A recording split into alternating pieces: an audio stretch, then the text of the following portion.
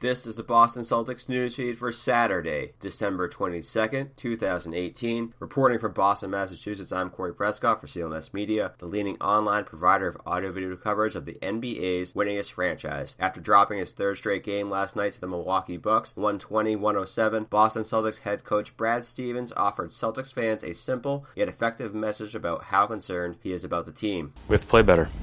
I mean, I don't really operate in the on a meter of concern. I just know we got to play a lot better to be the team we want to be and to compete against a team like that.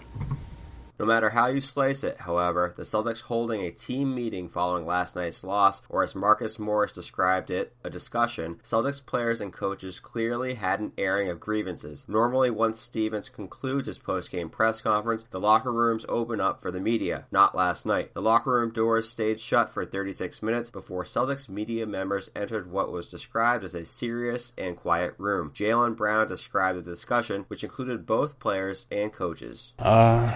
It's a team trying to get on the same page, get everything together, trying to do something special, trying to make sure we're all clicking on the same cylinders. We got to play to a certain level, and we haven't been playing to that level, so we got to talk. And today was a challenge. We chose to talk, and I'll keep the confinements of what we talked about between us, but we got to do better. Kyrie Irving was less transparent about the meeting itself, yet did acknowledge that the team had been experiencing some recent selfish play. Yeah, at this point, it really comes down to that cohesion.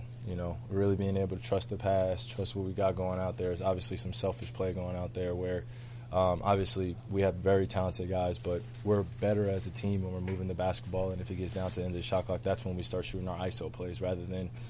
If we have nothing in transition, shooting with 16 or 17 on the clock, or guys shooting fadeaways or something like that. I get caught up in that as well. And for me, it's a hard challenge because there's a balance that I have. I literally can do anything I want out there anytime I want.